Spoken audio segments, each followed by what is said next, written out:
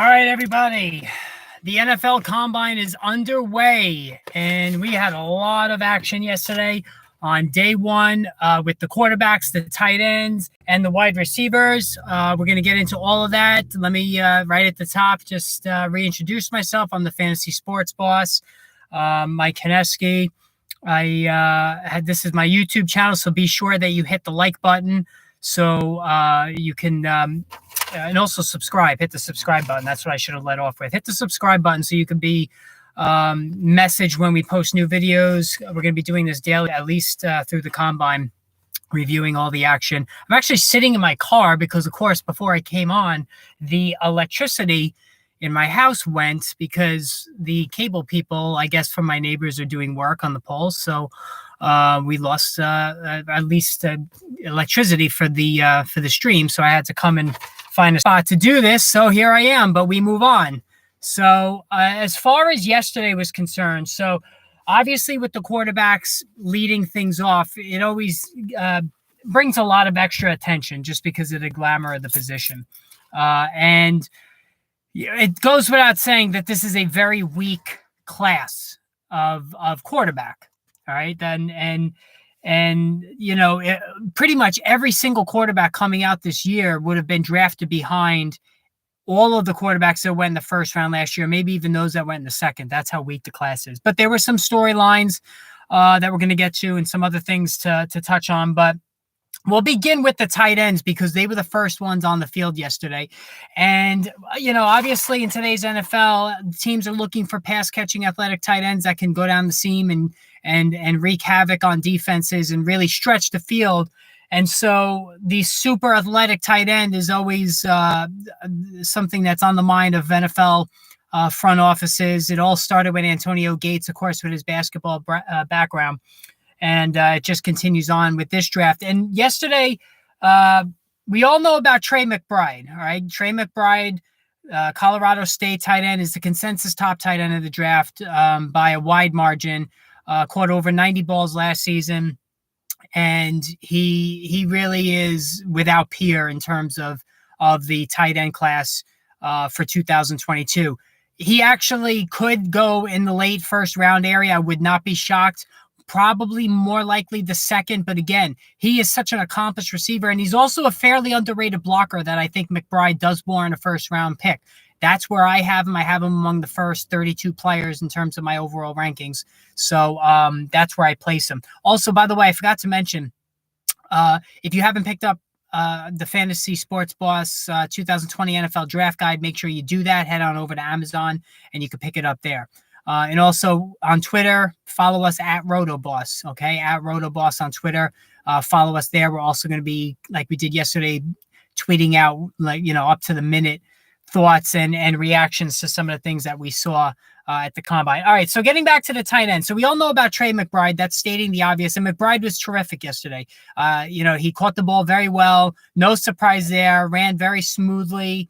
Really nothing that hurt his standing at all. So he's still, in my opinion, a late first round pick. But Jelani Woods of Virginia was the story. All right. Now you talk about the freak athletic tight end. This is Jelani Woods. All right. Now he really did not have a lot of name brand coming into the 2020-21 college football season, but Woods had a good year, and he really has capitalized on the off-season events such as the Senior Bowl and now the Combine. Yeah, you know, he's a freak of an athlete. He showed off his athletic ability by putting up 24 reps on the bench. He stands 6'7", 265, and Woods ran a 4.61 40. All right, so for a tight end to run a 4.61, that's some serious speed. And at 6'7", 265, no less, Jelani Woods might have put himself now early, well, I would say not early, but in the mid-day two range, okay? When you have a freak athlete like Jelani Woods is and showed himself to be yesterday, that's going to put him squarely on the day two realm. Whereas previously at the end of the season, this past college football season, I had him as a day three guy.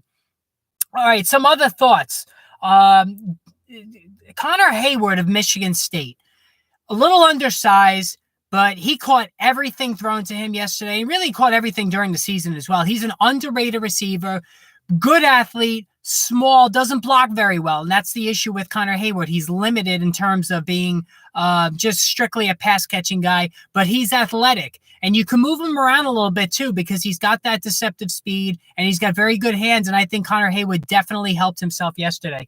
Curtis Hodges of Arizona State was on that border of not getting drafted in day 3. I think he helped himself, put himself in the late day 3 realm, caught the ball very well yesterday. And then you have Greg Dulcich of UCLA. Boy, you know, if you watched the NFL Network yesterday, they were all Michael Irvin, Steve Smith, all those guys, you know, they were slobbering all over Greg Dulcich, and I see it. I understand that. He did very well for Chip Kelly at UCLA. He's a good route runner. Another one of these very athletic tight ends who runs very well. Improved as a blocker this season as well.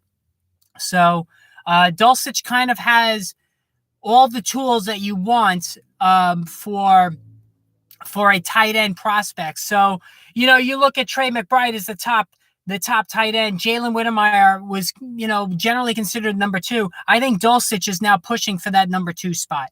I know Daniel Jeremiah, really, really high on him. Take that for what it's worth.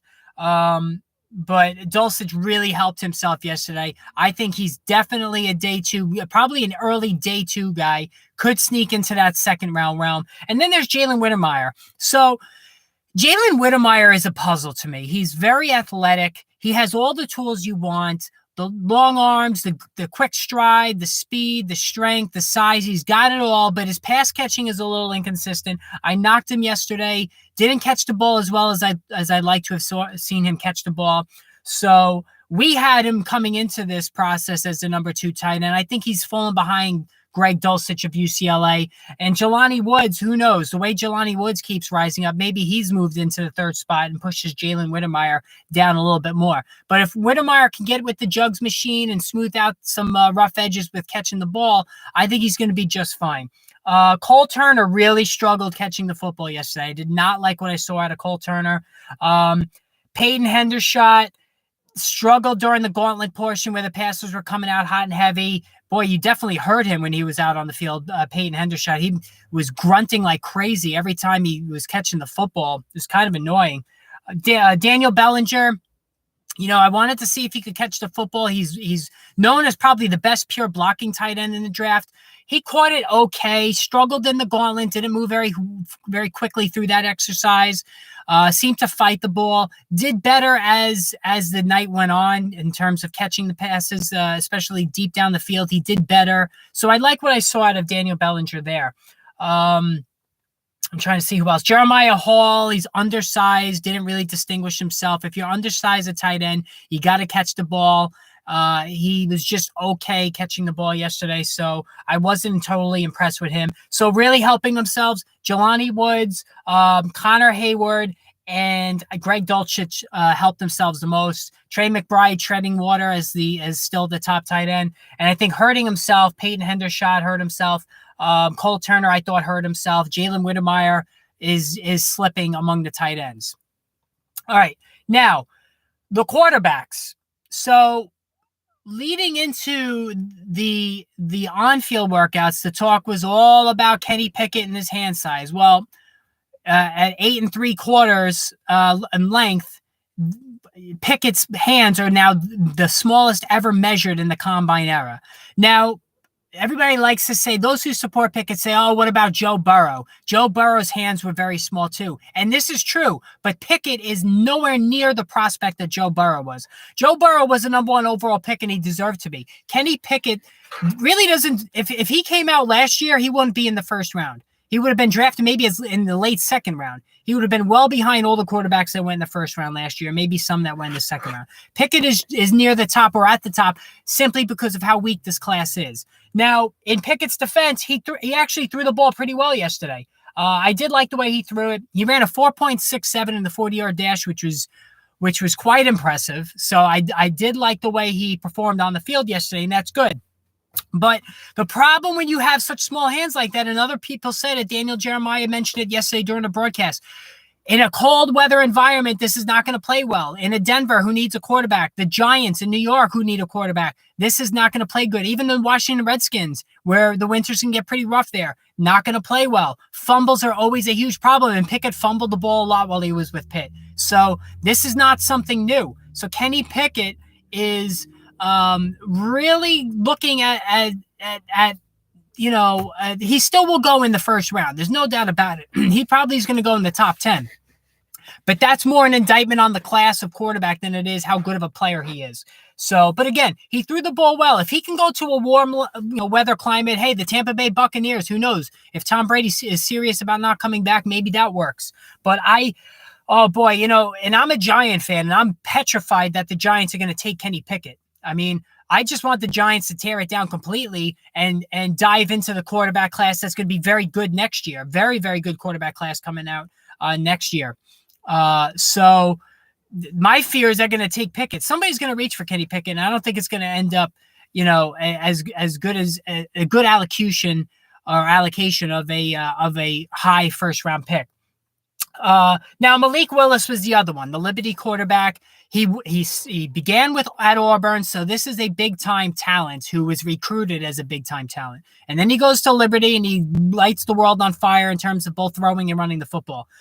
Now Willis threw a very, very impressive deep ball yesterday. He connected deep. He looked really good, really smooth throwing the football, especially on the intermediate and long range passes, but he lacks touch on a lot of throws. And he's a little bit of a project. I mean, coming from a small school environment where he basically relied on athleticism, this is something Willis is going to have to deal with. So he's far from a slam dunk. I do like the Pittsburgh Steelers possibly coming up and getting Willis.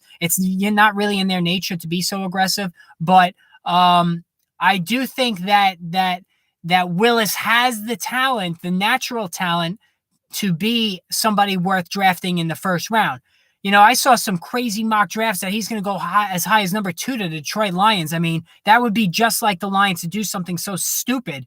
Willis should not go anywhere near the top 5 picks of a draft. But, given that what the quarterback position entails, I wouldn't be shocked if he goes in the top 10, especially with Pickett's hand size being an issue. Maybe Willis now becomes the number 1 pick out of this class. And I like the kid. I mean, the viral video of him helping out a poor person in Indianapolis yesterday before the combine was great. I think there's a lot to work with there. Think about Lamar Jackson when he came out of Louisville. And even now, Jackson is not a great pure passer. He's based on athleticism. And I think that's what we're going to expect or should expect out of Malik Willis, that his athleticism is going to open up his passing game and not vice versa. Okay. And that does work. I mean, the Ravens have won with Jackson in the regular season, not so much in the postseason. And so that's something that has to be considered when it comes to Willis. But I think he did well yesterday. I think he helped his stock. Did not hurt himself. He did fairly well, I thought. Now, looking at the rest of the quarterbacks that went yesterday, a couple of guys that stood out to me. Jack Coan of Notre Dame and also formerly of Wisconsin was on the bubble of going undrafted or being a late day 3 pick. I think he now put himself squarely in the day 3 round, maybe even as high as the 5th round. Coan is obviously very smart. I thought he threw the ball very well. The only time he struggled is when he had to hit the out patterns on the right towards the right sideline. He struggled with that, as did Sam Howell. A lot of guys struggled with that particular drill, throwing the quick outs where you really got to put it on the money, on the intermediate throw to the right hash mark. So to the right out of bounds mark, excuse me. So I thought Coan helped himself. He wasn't out of this world, but he did throw the ball well. The ball placement was good. He was confident in his throws, stepped up nicely, a good quick release. And so I thought he helped himself for sure. You know what? I really do like Sam Howell. Sam Howell might have the quickest release of any quarterback in this draft class. And just like Coan, he struggled with the right side outs. But other than that, he again threw it very, very well. So Howell, who prior to not this past season, but the season before, was looked at as a top top tier quarterback prospect, was let down by the lack of supporting cast last season with Javonte Williams heading to the NFL, Michael Carter heading to the NFL. He had no run game to help him out. Took a lot of hits, so that hurt Howell's prospects. But I think he could sneak into the late first round, and he did perform very well yesterday, put the ball where it should have been. So I think Howell is somebody that definitely helped himself as well. Cole Kelly of Southeastern Louisiana is interesting to me. He struggled in the first two drills last night. Didn't show the best touch, but when it came to the intermediate to deep passes, he was money.